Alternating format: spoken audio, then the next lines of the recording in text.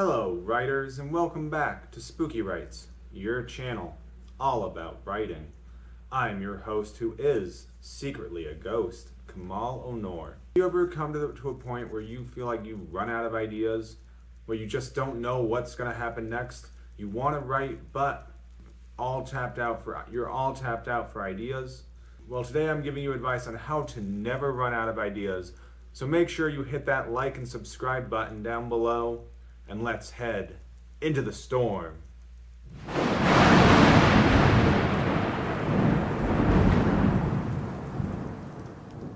It's the raven's call, the werewolf's howl, the vampire's bite. You search through the woods for safety, but all you find is...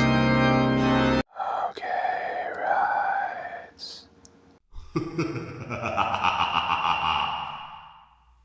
So ideas are one of those things that many times can be that spark. They can be that aha moment when we grab onto an idea that we just start writing, and we follow that idea through until the piece is complete. So how do we as creatives, how do we continue to generate new and original ideas? Because we don't want to be writing the same story every single time. We don't want to rely on a formula of, by this page, the lovers will fall in love. By this page, the villain will be in command. By this page, so-and-so will be found dead. We don't want to write like that. Writing like that can become very boring, and it can become very tedious. We want to have inspiration. We want to be writing with creativity. We want to have those little nuggets that we think of, those aha moments when we jump to attention. We have to go to the typewriter and we have to write these scenes.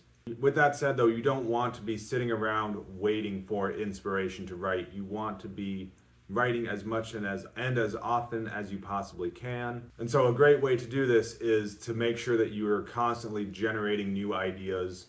Now, a great way to generate new ideas is to let your mind wander and just kind of daydream, if you will. Daydreaming is a great way to just let your subconsciousness take over, and you'll find that you're thinking about things that you wouldn't normally be thinking about if you were forcing yourself to rigidly come up with an idea. Gotta come up with an idea. Gotta come up with an idea. We don't want to be forcing ourselves to be coming up with uninspired ideas. We want to be driven to the page by ideas that inspire us. And so my first tip on a great way to make sure that you are constantly coming up with new ideas is I am going to borrow this idea from the prolific author Ray Bradbury, because Ray Bradbury talks a lot about the idea of creating lists, of creating lists,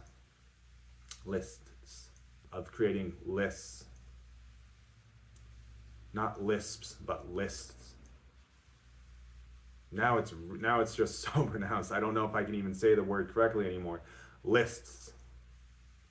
So by creating lists, it's going to and for this, just sit down with a piece of paper or sit down with your iPad or whatever fancy technology you might have. I personally enjoy using old-fashioned notebooks. Pen and paper work very well for me. I know I am probably a Luddite in most people's eyes, but this is just how it works well for me.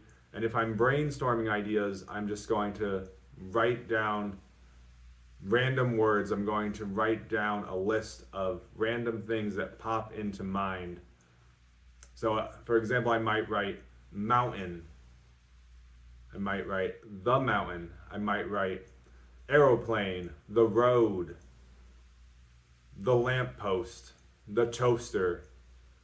And so by generating all these words and just creating this random hodgepodge of unassociated words, I'm then going to maybe I'll have a list of 10 words. So coming up with 10 words should be fairly simple. Dog, cat, lamppost, refrigerator. And so by the end of your brainstorming, you should have 10 words. Now I want you to look at each word individually, and I want you to start thinking and hyperfixating on what this word means. So for example, maybe I wrote down the word lake, or let's say the lake. So if now, I would start thinking about what type of lake am I going to imagine. And so I'd probably close my eyes and try and recreate what in my mind a lake looks like. And so thinking about what made this word jump out to you in your brainstorming, and then you're going to just kind of start out with that image of this word, this simple word, lake or tree or whatever word you came up with. And I just want you to use that image as your jumping off point for a story.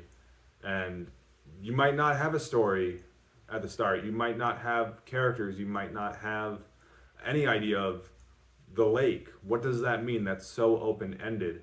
Yes, it is open-ended, and that's part of how we're going to generate material using lists. I said it right that time. Awesome. Using lists. Because by coming up with a random assortment of words, now these words don't have to have any correlation to them, but these are words that you're going to look at individually by themselves, and each time you're going to ask yourself, what is significant about this word? And so by asking yourself what makes this word significant, and by forcing yourself to hyperfixate on this single word and to try and extract as much as you can, maybe start out with imagery. Start describing what this particular lake in your mind looks like. And then while you're describing it, start to slowly populate the lake. Put some people on a beach.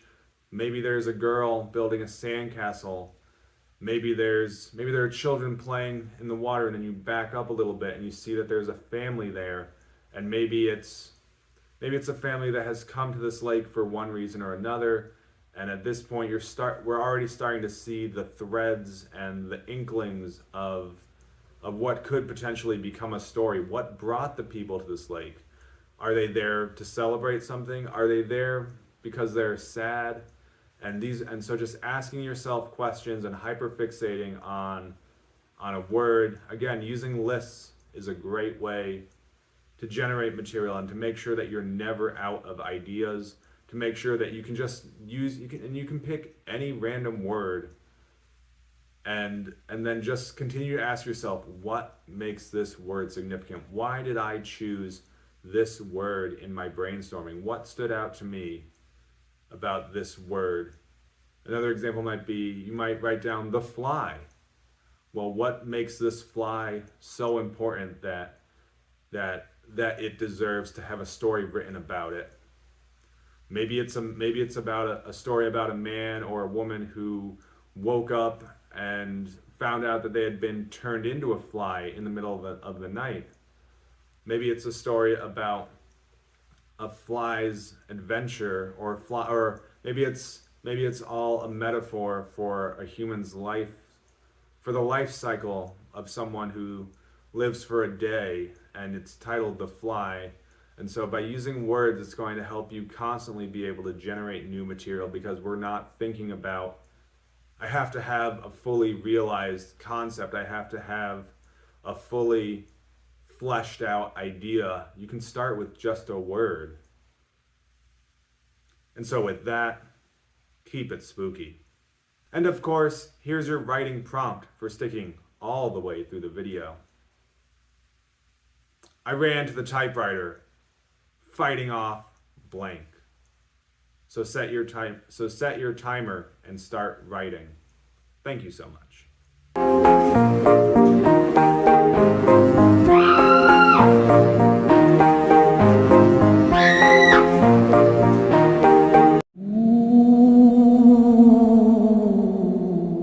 And now we must return to the shadows. Listen.